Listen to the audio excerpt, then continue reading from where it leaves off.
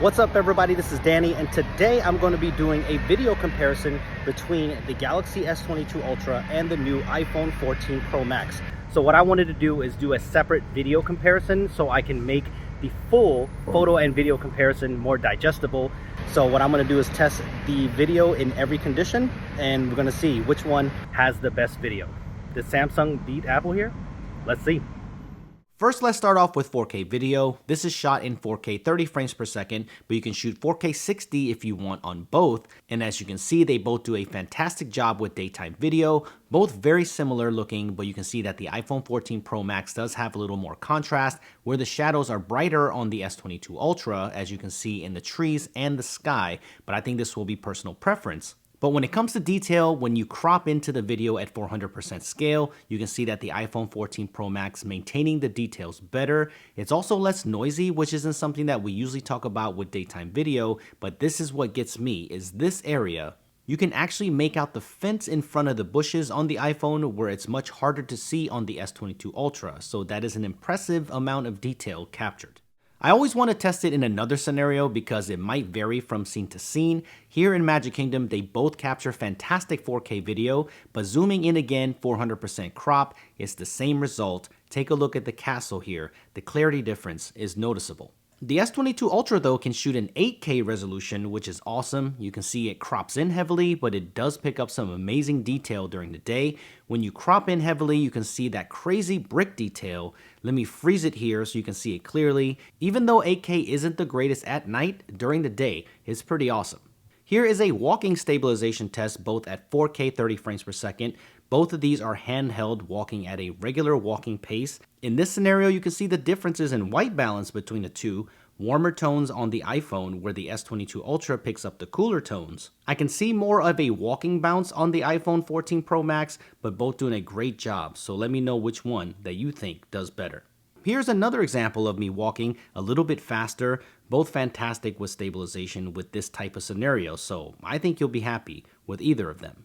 This year, Apple gets a new action mode for stabilization, where Samsung has had super steady stabilization for a while now, and I could hit you with that running footage that everybody's been doing, including myself, but I thought I would jump on Thunder Mountain to see how these handle crazy movement. Now, this ride isn't the fastest, but it's really bouncy and it does throw you around everywhere. They both do a really great job. The footage looks really smooth on both of them, but you can see that higher 2.8K resolution compared to the 1080p on the S22 Ultra. You can also see the higher dynamic range on the iPhone 14 Pro Max if you look in the sky, and I turned the camera to the side so you can see a better idea of how these two handle fast action. So let me know what you think about the action mode on the iPhone versus super steady on the Galaxy S22 Ultra, and which one that you thought did better.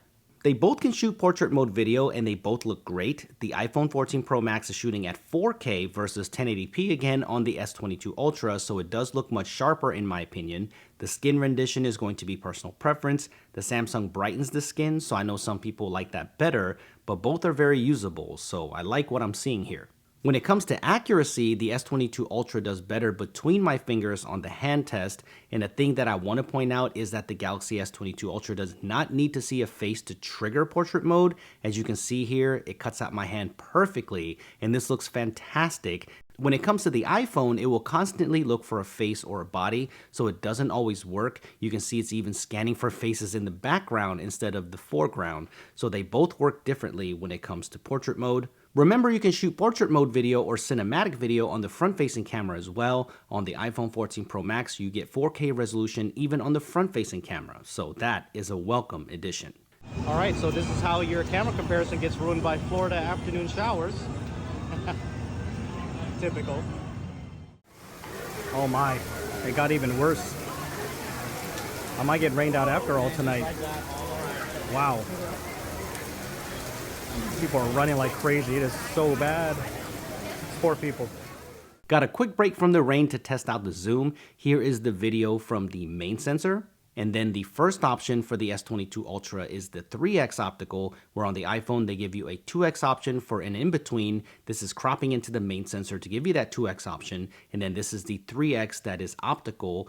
The iPhone is producing a brighter image, as you can see here. But the killer feature on the S22 Ultra is that you have a 10x optical zoom lens, which is incredible to have in your pocket. It decided to brighten the image hardcore though, but you can still see everything. The iPhone has a max 9x digital zoom, and what's wild is that it doesn't look bad at all. It's much noisier, but it does look more detailed, which I did not expect, so this was a surprise. But let me say, when it comes to the zoom and flexibility, I really love having this 10x zoom on the S22 Ultra because you can get some amazing footage that is just not possible with other phones right now. So kudos to Samsung for the 10x optical lens. Even after waiting for almost 3 hours, the rain just wouldn't stop, but the test had to continue. I almost like this element because the rain is something that we got to deal with even during vacations, so I feel like this adds that real world test feel. But nighttime video is just so much better on the iPhone 14 Pro Max.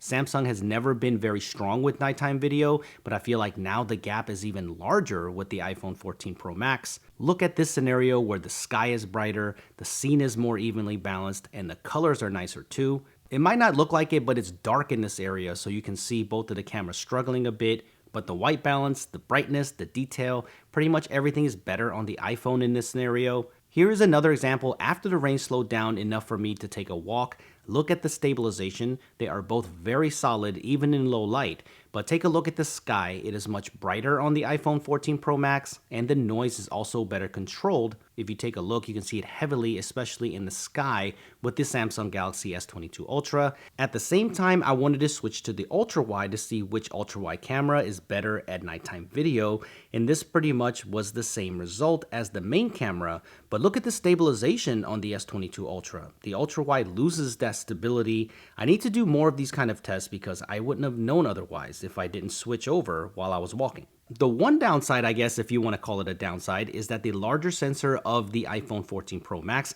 captures so much light that it can take a hit on accuracy. The scene is really dark here, and the S22 Ultra is more what it looked like in real life, minus some of the extra red tones. So I'm going to ask a question here. Do you care about accuracy of the scene when you shoot video at night, or would you just rather have better looking video? In a perfect scenario, I would like both, but if I had to choose between the two phones, I would rather have much better looking video. In this scenario, it almost doesn't look fair. It's unreal how good Apple does with nighttime video, and I think this shows that they are maintaining that lead by a pretty large margin. But what about 8K video? And if you want to know what 8K video looks like versus 4K video on the iPhone, here it is. You can see that the 8K is cropped in, but that's an example of what 8K versus 4K looks like in low light conditions. Which one do you think looks better? And you can see right here too, you see the little light flares on the iPhone? You can see them. They're little, but you can still see them. Okay, so here is a light flare test.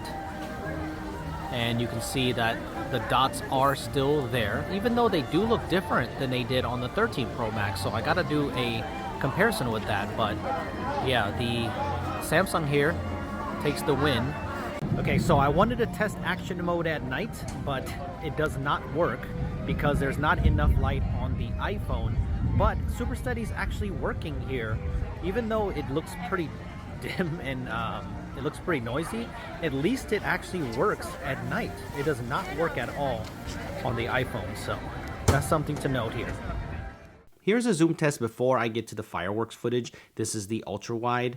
Then there is the 2x cropped versus the 3x optical zoom on the S22 Ultra. Then we go to the 3x zoom on the iPhone that is optical. Then there is the 10x optical zoom on the S22 Ultra, which I love, which at night is better than the 9x digital zoom on the iPhone 14 Pro Max. So for flexibility, the S22 Ultra is just unbeatable with that range. Finally, I want to end it with fireworks. They both look good and you will be able to watch these back when you get home without a problem, but you might have guessed it, the iPhone 14 Pro Max does a better job overall, but the S22 Ultra did better than I thought, so that's a good thing. This was shot with the main sensor and the noise is controlled better on the iPhone while maintaining clarity and colors, so if I had to choose a phone to bring with me to the theme parks to capture fireworks, I would choose the iPhone 14 Pro Max. Here is the footage closer up so you can see the sky while the fireworks are going off. You can see the difference in noise reduction, so I think this will give you a better idea of the differences, so let me know what you think.